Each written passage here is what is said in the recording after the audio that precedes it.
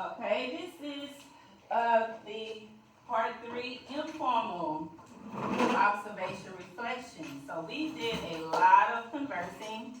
We've come up with the idea that we're going to create as our consensus needs of assessment.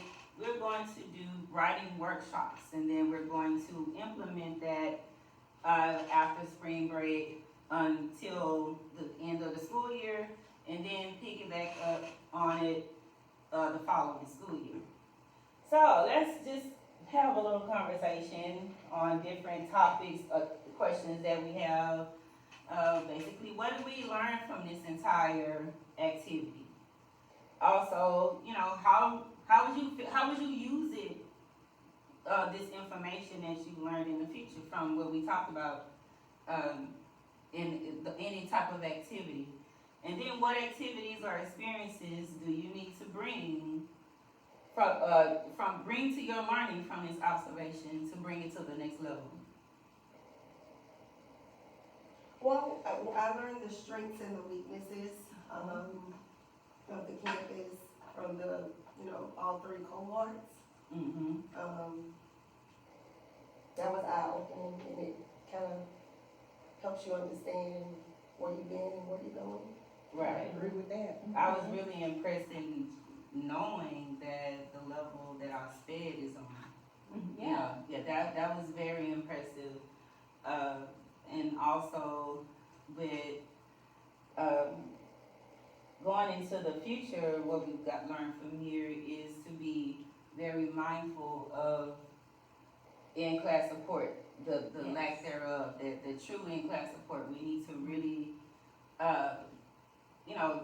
let our administrators know there are some concerns, especially for those who are teaching core classes, to where there is an expectation of, they're wanting these grades to be at a certain level, then we need the initial support. They need to have, be modeled and knowing exactly what it looks like. The support needs support. Yeah, Yes.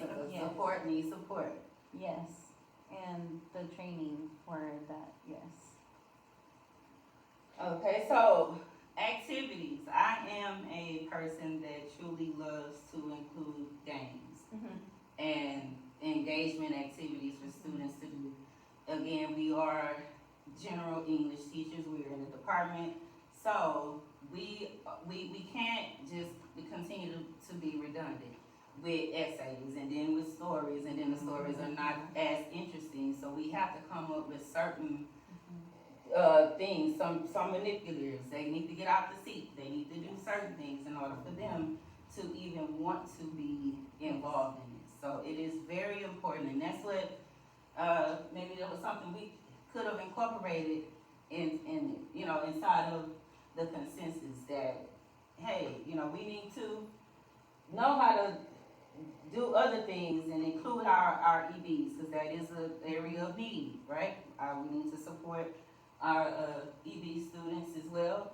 And then most importantly, we did agree on 7th grade areas, that area as well.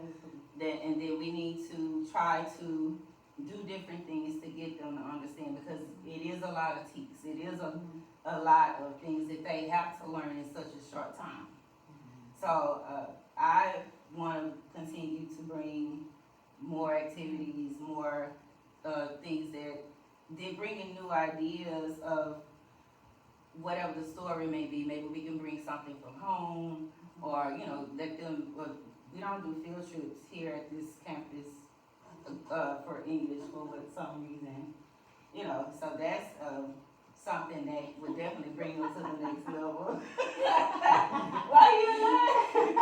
Because her face was like, what do you mean some reason? Look, I felt like she was glaring. And look, I did look at you. I was like, Like what do you for some mean? reason.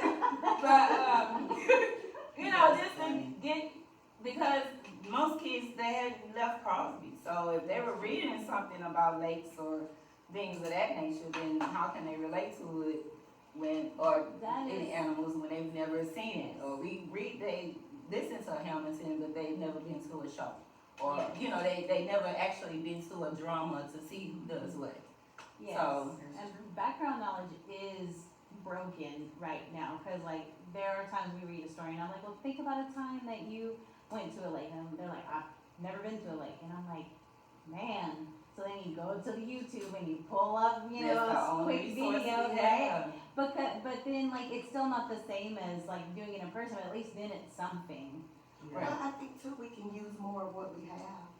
We have a theater and a drama department, a club right here that put on plays. That's true. Right here, Yeah. even at the high school, you know, so, you know, maybe we need to do better at using the resources that are right here. That's true, Yeah, because yeah. we could ask them, hey, can we have our kids come watch a rehearsal that you're doing? Like, it doesn't have to be the full production, but even just, yeah, you Yeah. know, the choir, the band, everything, just so that they can see what that's like. And I just found out that they are using the greenhouse in Principles of Ag. I had no idea. I thought that was like abandoned and decrepit. Really? I've never been out there, but I just learned yesterday that they use it. So I'm like, that would even be cool to be like, let's go out there and see where the plants grow and how a greenhouse works if we're That's doing right. something. Yeah.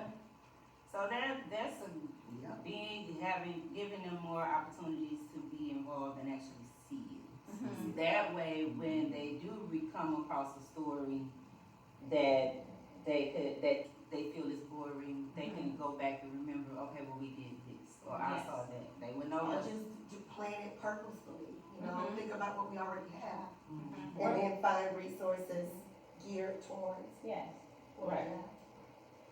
Okay, well, ladies, this ends our part 3 informal observation. Again, I want to thank you for helping me out.